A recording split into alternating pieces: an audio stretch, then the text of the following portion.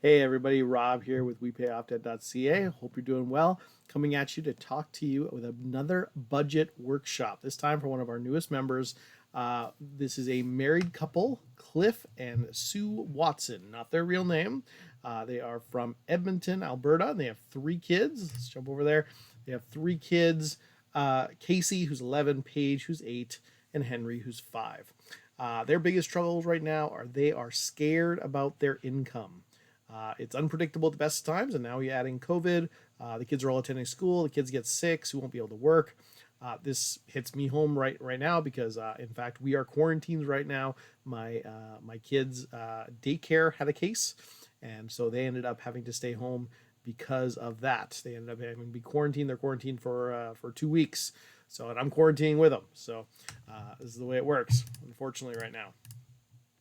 So, Sue definitely has a lot of anxiety around her income, and I'm really hoping that through this process, she's going to get some real peace out of this. Because honestly, that's what a budget can really do: is give you some real peace as long as you have a plan for what you're going to do moving forward.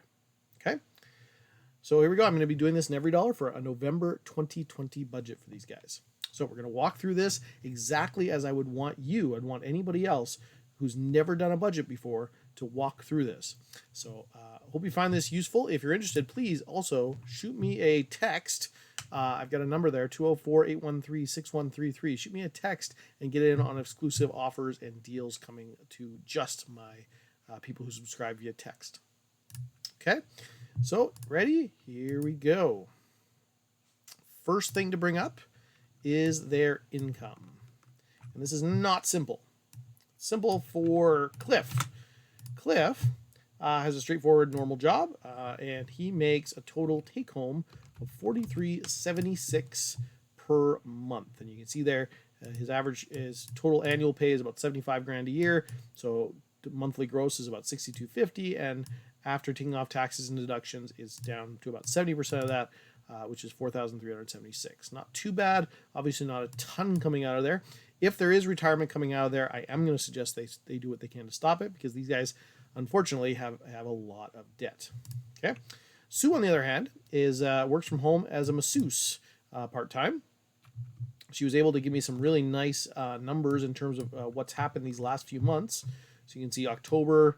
I'm making this in October, so this is October so far. 1475. September was 1965. August 1515. July 1720. So you can see the minimum was a 1475, maximum 1965, and in fact, in 2019, she made a total of $23,000. I love this. This girl is on top of her numbers. She knows what's going on, which is great. But what do we expect for November? And this is really what you got to do with a zero-based budget: is you want to create a budget that's actual as much as possible. You want to write down what's actually going to happen this coming month. Okay, so November 2020, not best case scenario, not worst case scenario. What you actually think is going to happen. And what we're going to do is we're going to change that as we go. Now, this month I've put I based on the input from her and based on what's happening, I put an expectation of $960 because she's either got a broken or sprained finger. She just went to the doctor to get that checked out, and she's been told to do nothing for it until the 19th at the least. So I could put even zero in here. Now that is kind of dangerous, so I'm gonna put 960 for now, and hoping that it does work out. If it doesn't work out, if it comes 19th and she's still in pain and it looks like the finger will have to be unused for another 6 weeks or something, then she would have to come back into her budget, change that to a zero, and adjust everything else down to keep it a zero-based budget. Okay, it's always important that your budget reflect reality as much as possible, and it's always important that it be a zero-based budget. Okay, but she's got some other side jobs, which is kind of cool. Not only this woman is a super mom. Forgot to mention this. She's actually owing $360 as an association fee this month, which is going to be pretty important. So I'm going to create all the way down at the bottom its own category for special. This is just stuff that's going to come up once in a blue moon, and this is going to be massage association fee, which is going to be $360 this month. Okay, we certainly want to put that in. Now, with the 960, I put 960 in there. I got to fix that because the way it works when you have a small business is that, unfortunately, there's nobody to take off taxes except you, so you need to withhold on yourself. So what that means is if she's going to bring home 960 in the month, then 25% of that she immediately has to put aside because the government wants their money, right? So 25% is a good estimate for that, and so her take home would be only 720. So that's what we're going to put here. Every dollar only contains your take home pay. All right. Next up, she works as a side business as some admin work for a small business, making $30 an hour, which is very cool. It's awesome. The expectation is somewhere between 250 and 300. I mean, she made 150 just in the last 2 weeks of September, 200 so far in October. So that sounds like a very reasonable number. I'm going to put it at 275 right in the middle. And as you get, and again, as the month goes on, you need to adjust that number to what it looks like it's more likely going to be. Okay, very important. Sue's childcare side job. She also does a little bit, very little bit of childcare and gets paid $45 a month. I'm like, hey, great. Every penny of income you make needs to go on this list. Every single penny. As well, she's constantly selling stuff, selling some of the stuff she's got around the house. She sold $320 so far. I'm going to put down $200 because that's a great little goal for selling stuff around the house, and that'll always help. In addition, with all the 3 kids, she has a nice hefty child tax benefit of $741. So the total November income, and I've got it wrong here at the bottom, is $6,357. Not a bad income at all to start with. Oh, forgot to zero some of these out.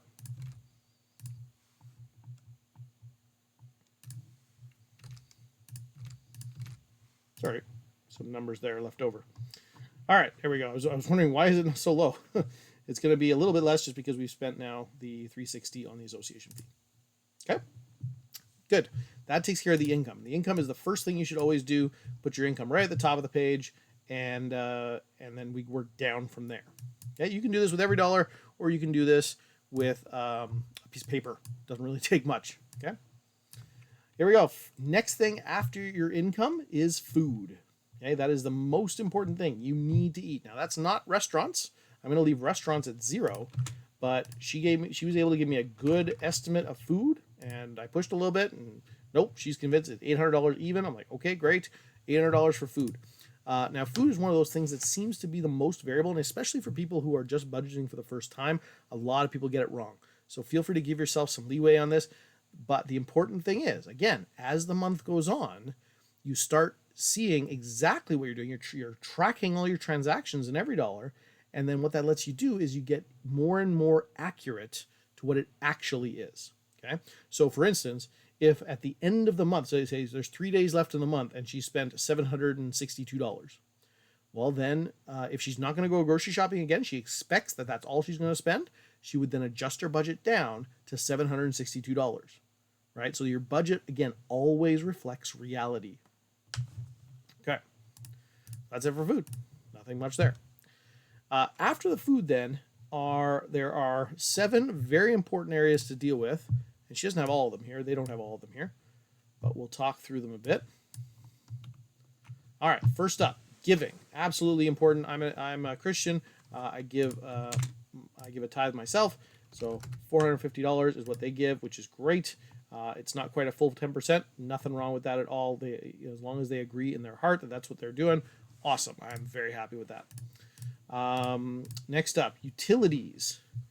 Utilities. So they've got water, waste, power, and gas all together, which is $320. Okay. They've got Shaw, which is their internet, cable, home phone, $188. You could probably get that down a little bit. It'd be tempting to cancel cable. You do have a big household though. You got a lot of kids. You might want to look into what you could do with that, what the savings would be compared to, and I didn't see it anywhere on your list, Netflix and stuff like that. So it might be worth looking into switching from cable to Netflix or something like that. Maybe even a better internet package. So for instance, we pay for internet and home phone right now, and we pay $100 a month, and I have some of the fastest internet you can possibly get with Shaw. So yeah. All right. Sue has a cell phone. Cliff's is paid by work, so Sue's the only one that needs a cell phone. It's $87. That's utilities. You got to make sure. So first thing is your food. Second is your giving. Third would be utilities. Medical would be up there too. If you've got ongoing medical expenses, you put that in there. But now we're moving down in priorities. Next up is housing. Housing is not more important than utilities. It's not helpful if you can't shower or you have no heat to live in a house. Much, much more important that you can shower so you can go to work, right? All right, next up, housing. Now, here's the interesting thing about these guys. They just recently bought a house, like literally just before the pandemic hit. They bought a house, and as soon as it started, they had to defer because of lost income due to COVID. So they have deferred their mortgage right now till December. The way theirs works in particular is that the company added 5 months to their amortization. So they're literally just going to be in debt 5 months longer. It really just turns into taking the expense of or taking the payment that they were going to make for these 5 months and tacking it onto the mortgage. So their mortgage has actually gone up in the last few months. But that is the plan. They have zero mortgage payment for now, which is good. They can work with that for now. And let's see what happens. Property taxes. So they've got $298 a month in property taxes. Home insurance, $134 a month. Great. And we're good. And you can see at the top here, the way every dollar works, we're down to $37.20 left for the month. Let's keep going. They have 2 vehicles, some older cars, and neither of them have payments. That is awesome. No payments is awesome. Now, they've still got debt, and we'll deal with that, but it's great to see they have no payments. After your mortgage and rent, this is where your transportation comes in. You would put vehicle payments because you got to be able to get to work. You would put gas in here, and their gas is usually around $300, she said. Vehicle insurance, the total there is $385.93 for the 2 vehicles. And again, make sure you put $385.93 and not $386. And you're like, 7 cents, Rob, who cares? It adds up. All the little bits. You want to get these down to the penny correct whenever you can. And of course, you always can at the end of the month. Because like I said, if by the end of the month, your food budget is exactly $792.37, and that's all you've spent, and you're not going to spend any more, then change the budget to that and spend every other penny on purpose. Okay? All right. Vehicle maintenance, nothing here yet. We'll talk about that later. We'll talk about their emergency fund later. And so after transportation would be clothing. We got a little bit of clothing here. Now they put money in clothing every month. They've got 3 kids. So I'm not really opposed to that. $150 a month seems a little rich every single month. I wouldn't want to see that money adding up. I wouldn't want to see this storing up in a little fund just in case you need clothing. Clothing for this, I would budget every single month as you need it. So if it turns out that you're going into November here and you're going to need a new toque or you're going to need some new mitts, go ahead and put that in clothing. But don't put an automatic regular payment, because the power of the Dave Ramsey plan is focus. Okay, and you'll see what I mean. So we're going to leave that at 0 for now. If something comes up and yes, this month my son needs a new winter coat. Okay, then you go ahead and put the cost of the winter coat in there. Don't put $150. If you're expecting to spend $80 on a winter coat, then put $80 in for a winter coat. If you're expecting to spend $300 on a winter coat, then put $300 in for a winter coat. But whatever you put in, know exactly what you're spending it on. Okay, when you put it in the budget. And again, you're allowed to change that. If 2 weeks into the month you realize, hey, you know what, he needs a new winter coat, then you can put it in there at that point. You up it by however much you want to spend, $80, and then you have to lower something else by $80 to keep everything equal. Okay, I hope I'm getting across this principle, because it's just been a game changer in our lives. All right, next up is life insurance. So that is here. And so life insurance for the 2 of them, they've got $131, and that covers both of them. Now, I don't remember. Do I have down how old they are? No, I don't. So that might be a little high. It's certainly a lot more than we're paying, and my wife and I are 37 and 40 respectively. It's certainly a lot more than we're paying, and we have a lot more than that. So it could be worth shopping around.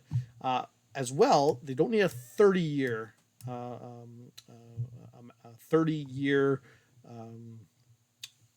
term rate here.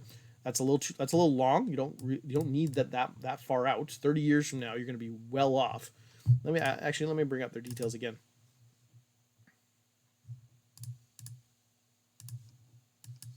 Where is it here? There we go. So think about what this is like 30 years from now. 30 years from now, I don't have their ages, but 30 years from now, Casey is 41. 30 years from now, their youngest is 35. They are not just out on their own. They are well out on their own. 20 years from now, he better be out on his own, right? 20 years from now, he's 25. He'd be done a university degree at that point already, right? So what I would do is I would do some shopping around here, especially because Cliff is underinsured. If you look back on Cliff's income here, where is it here? Right at the top, 4,300. Actually, let me bring it up again. So here's Cliff's income. He's got an annual income of $75,000. The general rule of thumb is if somebody's relying on your income, you want to have 10 to 12 times your income. So for Cliff, he'd want somewhere in the range of $750,000 to $1 million in life insurance. The thinking there is just that if he was to pass away, God forbid, then you could at the very least take the money that you receive as the life insurance, invest it well at something making 8-10%, and it would throw off about his annual income. Okay, so it would actually replace his income, and that's the goal. So I would like to see Cliff at least double his insurance here. And I hope that's not doubling the cost. Life insurance rates go down quite a bit, and so I would definitely shop it at this point. Sue, on the other hand, is a stay-at-home mom, sort of, because she makes good money, right? 23 grand a year is what she made last year, 24 grand. 10 times her income would be 240. So having 300 is a pretty reasonable number, I think, at that point. Yeah. Now, she's also got in there some critical illness, life and disability. I would definitely want to look into the details of these things. Critical illness and disability. Critical illness, I mean, if you get cancer and you're unable to work, like you need an emergency fund, certainly. You need to be able to have an emergency fund that's going to keep you alive for the short term. But what you need is long-term disability. Okay, so long-term disability is absolutely crucial. I'm not sure if this is long-term or short-term, but long-term disability is absolutely needed. And that's very, very important. In terms of critical illness, I mean, if you get cancer, that really sucks. I just had a friend of mine pass away recently from cancer. It's brutal. It sucks. It's horrible. If it's short-term and you're back to normal, a good emergency fund covers that. If it's long-term, well, that's where the long-term disability kicks in. So there's critical illness insurance often is not really needed. It's not terribly helpful, right? The two things that you really need are life insurance if you pass away, or long-term disability if you're unable to work. Short-term disability is only useful when you're broke. Bottom line, and the goal of this whole process is to get you to a point where you're not broke, right? So at the very least, in the long term, as you go on, you're not going to want some of these little things like short-term disability, and that's some of the stuff they've got already. For this, they've got $47 worth, gets them a short-term disability policy through their work association. Now, because it's through the work association, it might be a lot cheaper than it would be in the open market, and so maybe it's worth keeping. But especially if you're risking, you're using it quite a bit. I mean, she just damaged her finger this month, so right, it is possible that it's worth it for you. But in general, most of the time, you only need the two things: long-term disability, because your emergency fund will only go so far, an emergency fund for the short-term disability, and a life insurance for passing away. Okay. Now this one, she told me, pays $2,000 a month if you're off work for at least 30 days, continues up to 5 years. So that's a longer term short-term disability, right? Up to 5 years, and you have to be off work for at least 30 days. So, right, it's not amazing, but it could be useful. This I'll also add here. They also were able to tell me that or show me something about their mortgage payment. And on their mortgage bill is this thing: a semi-monthly home protector insurance premium, $33 a month. And I Googled it and I looked into the details. And what it is life, critical illness, and disability insurance on the mortgage. And this is some of the worst insurance to have. Mortgage insurance is some of the worst insurance to have for many reasons. One of which, it's just overpriced, flat out. Two, though, the value of it is getting worse every month because all it does is pay off the mortgage. Well, every month you're paying down your mortgage. Not these guys. These guys are actually deferred their mortgage. But in general, of course, the way a mortgage works is every month you pay it down. And so every month this insurance becomes less valuable. You can get cheaper insurance, almost always, just through an insurance broker. So I would kill this. I would cancel that immediately. And I would up both their insurance. Now, I would not cancel anything until you have the correct insurance in place. By far, just in case you're uninsurable, just in case something's come up, always get new insurance in place first. Have them overlap a little bit, and then once the new one's policies in hand is done, then go ahead and cancel the old one. Okay? So what am I putting in here right now in terms of insurance? The life insurance is $131. I'm going to up that, and I'm only going to up it a little bit. I'm going to up it to $160, assuming that you're going to get the better insurance and you're going to get a better rate, because that seems really high. Plus, you don't need a 30 year. So when you bring that down to a 20 year, it's going to be a lot cheaper. You can even get away with a 15 year. 15 years from now, your youngest is 20, right? So 15 years from now, they should be already out on their own.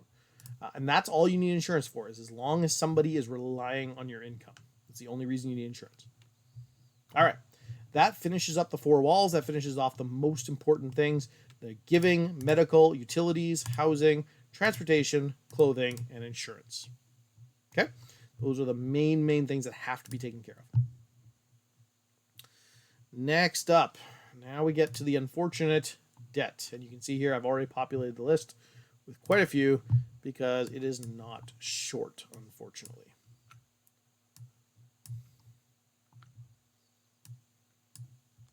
Okay. So here we go. Overdraft. They have a $500 balance on that. Now, how am I going to do this here? Let me make some room. There we go. So the way you set this up in every dollar is you click over here and, I can't set up the starting balance because I'm not technically in November yet. It makes you wait until the actual beginning of the month to change it. So I would go ahead and put in here the starting balance, and then over here, or in here as well, the minimum payment. Okay, and this one there's no minimum payment. Apparently, that surprised me when I heard that, but that's what she says, so I'm like, okay, fine. The TD Visa, same thing. Starting balance would be $1,200. It's got a 30-ish minimum payment, and I'm planning to make the $30 minimum payment. We want to make all minimum payments. CERB, this is interesting. They're going to have to pay back or save up some tax money on CERB. They already put away $300 in October, which is good. But I want to start. I want to see the minimum payment of this is what you need by when. So what I would do with this is I would take the $1,500 that's left, so even $1,200 that's left now because you've already got $300. Let's grab a calculator here. Hey. Okay. So if it's now November, so November, December, January, February, March. Yeah, somewhere in there. So about 5 months left, and you owe $1,200 more. So divide that by 5. $240 a month is what I'm going to call a minimum payment on that. Okay, so that's a sinking fund basically to save up for that amount. So we're putting it in debt because it's dead, but we're putting $240 there, and we're putting that. What that's going to come out to is you're literally just going to take that money out of the bank and put it into an envelope and have it ready to go when your taxes are due. Parent loan, $4,908. So you put that in the starting balance. Zero minimum, so you put zero minimum. Student loans, provincial. Again, $7,262. Put that in here. The minimum, it's deferred for COVID, so the minimum is zero. So again, we'll put that as zero. Student loans, federal. Don't worry, we'll come back and up these, hopefully. Student loan, federal. Again, you put that in the starting balance, and minimum payment, zero. So you put zero for the minimum payment. RBC Visa, again, $12,700. Put that in the starting balance. Minimum payment there is $252. And so we're going to do a $252 payment there. So our total consumer debt, their total consumer debt, is $36,754. Total minimums are 200. Oh no, with the CERB, a lot more than that. So I'll just erase that for now. But you can see the total minimum is adding up all those numbers. Okay. Now they also have the first-time home buyers plan. Now the way this works is, if you don't know, first-time home buyers plan is a special tool the government gives you to be able to take money out of your RRSP, take money out of your retirement, tax-free, to use as a down payment on a house, and to repay over the next 15 years, to repay to yourself. Don't do it. I speak from experience on this. We did it. And what happened is we just never paid it back. And every year you don't pay it back, they treat the payment of that year as an early withdrawal. And so what you're doing, you're just adding that number to your income and you pay taxes on it. It's horrible. Don't do it. You're stealing from your future with this. It has to be paid back in 15 years. The payback period starts for them in 2022. It starts 2 years after, or the second year after the after you actually use it. So if you work that out, 15 years is $23.34 a year, or $195 a month. Anything not paid counts as an early withdrawal. So coming up to that first year, coming out in 2022, if they don't pay $2,334 into their RSP that year, then that amount, whatever they don't pay, will be counted as an early withdrawal, and they will be taxed on it as if they just withdrew from their RSP. A couple interesting things I found when I looked this up. Now, I'm not an expert on this, but I did look up some details. What happens if a participant dies? The spouse takes it on. This is not going away. This is debt you have to pay back. And here's the thing. If you both die, like if you were both to just die tomorrow, your estate is due all of this. What it does is it treats the $35,000 as if you withdrew it this year. It becomes totally taxable, and you just end up paying all the taxes on it. And so you just lost all the benefit of the RRSP. Okay, so it's not a good idea. I would not recommend anybody do it. It's using debt in a funny, different way to do it. So I count it as debt, and so I'm actually putting it down here. So your total debt here is actually $72,009. Okay, because it's not starting yet, I'm gonna have no minimum payment, but I would go ahead and put in here a starting balance of $35,000 or whatever the balance is. Yeah, I think it's $35,000 even because you just did it. All right. Outside of that, they have the mortgage, which is $300,000. It has 365 months remaining. It had 360 months remaining. Now, that's a 30-year mortgage. I would much rather have you on a 15-year mortgage. I want this thing paid off. But for now, we'll just leave it. For now, we'll see if it is how things are doable. It is going to be a $600 payment, and you can see it looks like we're okay to afford that. We've got $2,300 left at this point. It looks like it'll be reasonable, but for now, we want to throw everything at the debt while we can. You got $33 left on this, or $33 a month on this monthly insurance you're going to cancel, which is great. Get rid of that, save you some money there. And yeah, they started in April 2020, deferred immediately, matures in April 2024. Okay, so what that does is that brings us to the end of the absolute essentials. We have paid all your minimum payments. You have food. You've given to your church. You've got your utilities all done. You've got your housing all done. You've got your transportation all done. You can get to work. You're good, and you've got $2,300 left to play with. Are you in an emergency? Doesn't look like it from my end. From my end, I see a pretty solid income. Right? I see a pretty solid regular income. It's even coming in from Sue's side. I see a solid income that I was given zero indication that Cliff's job is affected at all by COVID. And so when I look at this, it's hard for me to justify that you're in an emergency. Now, you get to choose that. I don't get to tell you that. So what you now say is if you're in an emergency, if you're calling yourself authentically in an emergency, then you're not doing the baby steps. And what that means is you're going to go down here to your emergency fund, and everything else is going in there. And that's where it goes. And you just leave it there, and you live, and you build up that fund as huge as you possibly can. Okay? If you want to call yourself in an emergency situation right now. If you're not in an emergency situation, okay, then now we can play games and now we can actually do stuff and make progress, right? But if you're in an emergency, okay, call it what it is. It's an emergency. I'm just going to build up money as high as I possibly can. Now, there are a few last things to mention. There is an other category here. I've got some other extra things. So let's deal with that. So we've got a subscription. Of course, that's to me. We pay off debt. That is to this community, which is great. They are a member and they are working hard in the community, which is awesome. Not debt. Where am I going here? Other. There we go. Okay, so they have a subscription of $19 a month. There's no pet care here.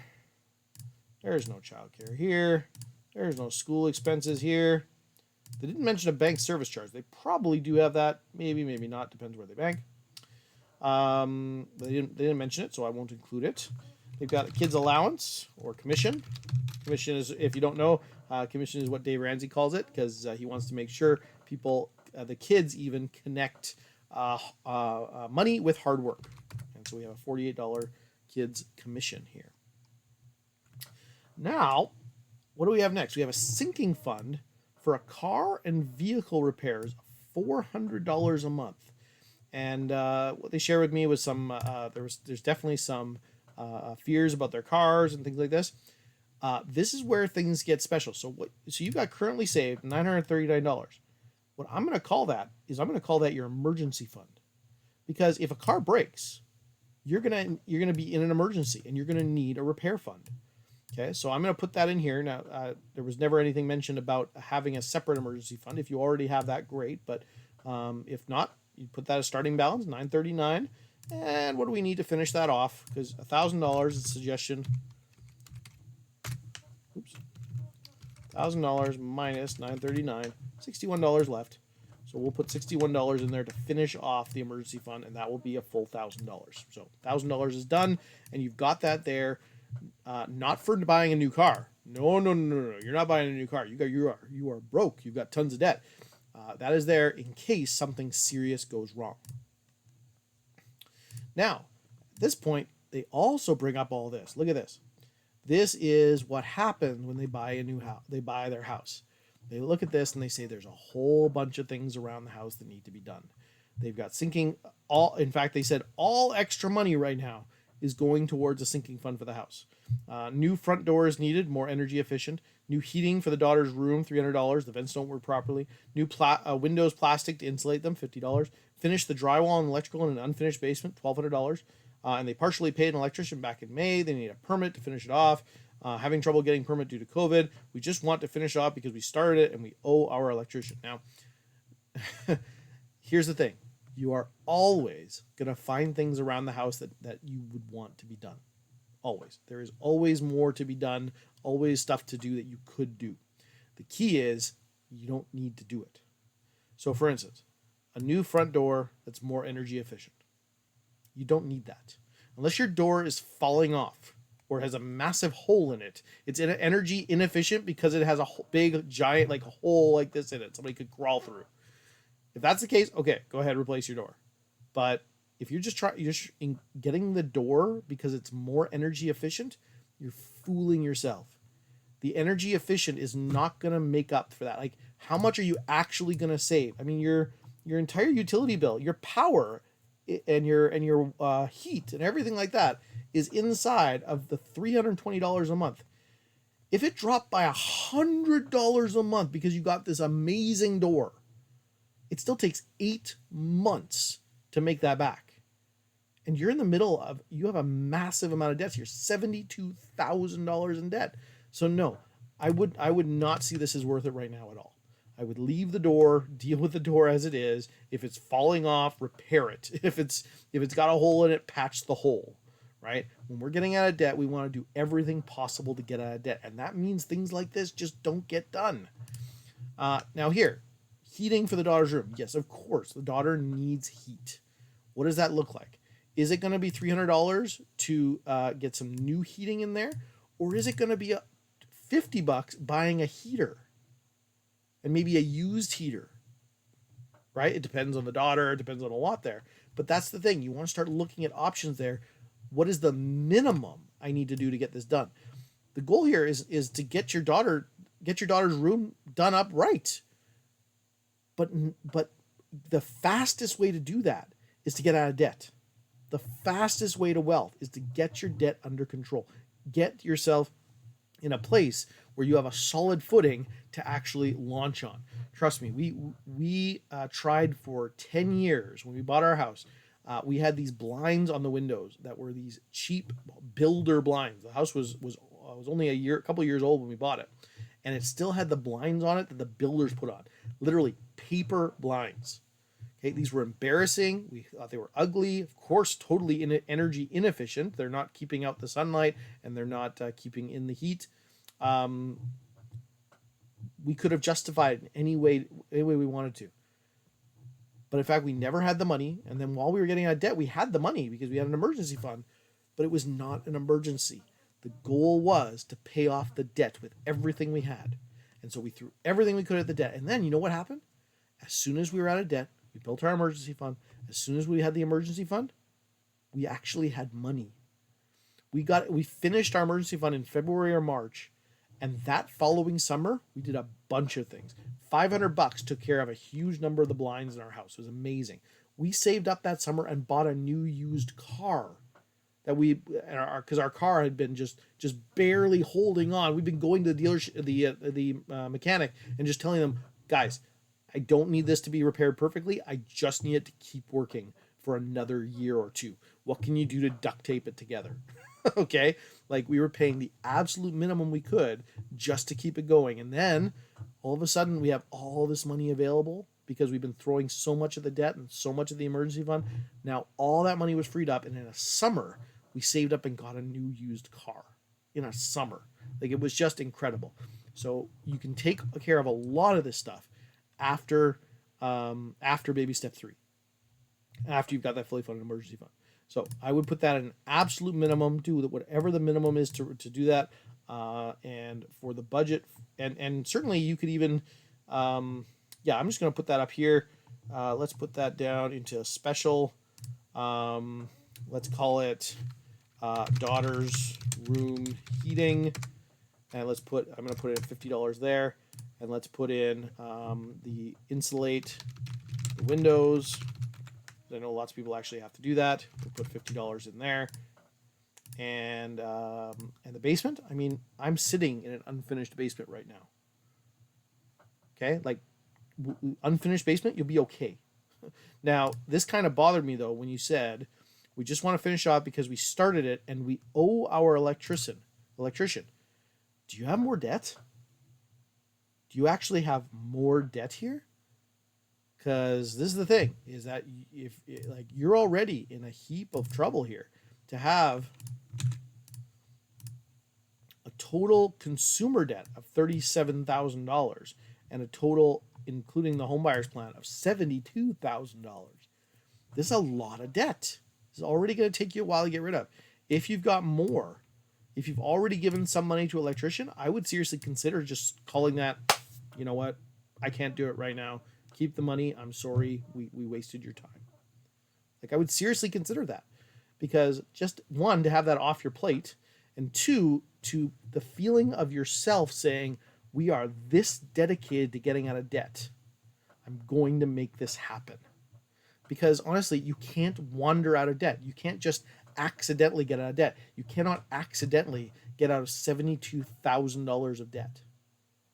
It doesn't happen. It's an intentional act that takes focused intensity. So you've got to push hard at it, and you've got to throw everything you've got at it. Now, in the same way, they're doing RESP investments of $150 a month, and I can feel that. I mean, geez, like they've got 3 kids. Casey's 11. Like in 7 years, Casey's going to be going to university. The fastest way to take care of Casey's university bill is to get out of debt. The fastest way to take care of her to help her go to university is to get out of debt. If 7 years from now you still have debt, you will not be able to help her. And $150 a month, like, come on. What's that going to do? 7 years times 12 months, that's 84 months. Times $150 a month, that's $12,000. That's 1 year of school. It's nothing. Oh, I'm sorry. You get the 20% invest. You get the money from the government too. 15,000. Oh, okay. Yeah, it'll grow a little bit. Maybe it's 20,000. That's 2 years of school. It's not much. Okay, like much better. Get out of debt and then throw 500 a month at it, 600 a month at it, because like you're gonna have the money to pay. Because the only way you're getting out of $75,000 of debt in 2 to 3 years, in 2 years, that's $3,000 a month. In 3 years, that's $2,000 a month. So putting somewhere between $2,000 and $3,000 a month on your debt, guess what? When that debt is gone, you just got a $2,000 to $3,000 a month raise. That's where your money comes from. That's where our ESPs come from. That's where at that point you'll be cash flowing a lot of college, but you'll still be doing RESPs for the other ones, and you'll be actually be able to do it because your income will go up through that time. You'll have your financial lives will change quite a bit over that time, and you will be debt free. You've already got what $500 worth of payments here that are going to be gone. That's $500 that's freed up, and that's not including all the payments that are deferred right now. Okay, so I would cut off everything. Cut off the RASPs. The home buyers plan, I would put the minimum payment in there, which is actually zero right now. When that kicks in, I would start making sure to pay it off. But so right now, this finishes the budget. We've got the absolute essentials in there. We've got we've got the absolute essentials in there. I'm gonna put $12 in for a bank charge too. No, maybe you're using Tangerine or something, so that's possible. But that's really it. So maybe we'll put a little bit in clothing because you're pretty sure you need that. Okay, so let's put say $80, like I said, for that new snow coat, and it doesn't need to be the Gap, eh? Like $80 can get you a nice snow coat from Value Village, from Sally Ann, right? There are lots of good options there where you can get used clothing. Okay, definitely something to consider. I had kids allowance commission up there. Oh, well, 48. Get rid of that. Yes, because that's a regular thing. That's going to be there every month. Lifestyle and personal. Not sure how I would separate those, but either way. All right, that finishes it off then. That finishes off everything. So now, $2,044. Now watch the magic happen. Okay, you ready for this? Your overdraft is gone this month. Like this month, your overdraft is gone. How much do you have left? $1,544. Guess what? Your TD Visa is gone this month, and you still have $332 left. That's the power of this plan. How does that feel now? Right? Knowing that at the end of November, at the end of this month, while you're struggling with a broken finger, right, and you're not doing almost any massages compared to what you usually do, you're doing half the massaging you are. You get paid off 2 whole debts. They're just gone. You never have to worry about overdraft again because you're going to be in control and you've got $1,000 emergency fund if you need it. You never have to worry about that stupid TD Visa again controlling you. You're going to cut it up and you're never going to use it again, right? You never have to worry about it again. And then you're going to throw how much left? $572.07 at CERB. And you're going to take that out and you're going to put that in cash, stick it in an envelope, and until you get up to the $1,500 you owe on CERB, you're going to put that in an envelope and you're going to wait for it to pay it in your taxes next year. And when you got $1,500 in the envelope, apologies, once you get up to $1,500 in the envelope, then you will be able to put that aside and wait and just take that out when the time comes when you need it. Okay? So this budget, what's happening? You are throwing, let's see, what are you throwing in total on your debt here? Okay. This month, you're putting $500, $1,242, $572.07, $252. In total, $2,500 of your income this month on the debt. Huge. How long till you're out of debt at that rate? 25, let's say $2,600. the consumer debt, 36,754 divided by, shoot, what did I say? Oops. Let's try that again. 500 plus 1242 plus 572.07 plus 252. Yeah, I'm going to put that just down here so I don't lose it. Okay. How long till you're out of consumer debt at that rate? Now, it's not going to be that rate because your mortgage is going to kick in shortly, right? So it's going to slow you down a little bit there. You're going to have it's going to be redistributed a bit because you're going to have payments on your student loans that are going to kick in soon, right? But if I divide that out by what you're paying, 2566.07, you're out of debt in 14 months, 15 months. Like, how would that feel? Right now, it's October. We're into November 2020. So 12 months from now, it's November 2021. 3 more months. November, December, January, February. You're starting 2022 consumer debt free. All you've got is the first time home buyer's plan to pay off at that point. That feels amazing. Okay, so definitely go for that. You can totally do it. It is realistic, it is doable, and it is something that you absolutely should do. Okay, so we'll leave it there. Hopefully you found that useful, and hopefully if you're watching this, you found that valuable. Definitely feel free to reach out. Rob at WePayOffDebt.ca. You can email me. You can reach out to me on social media. You'll find me. Good luck to you. Have a good one, and we'll talk to you again.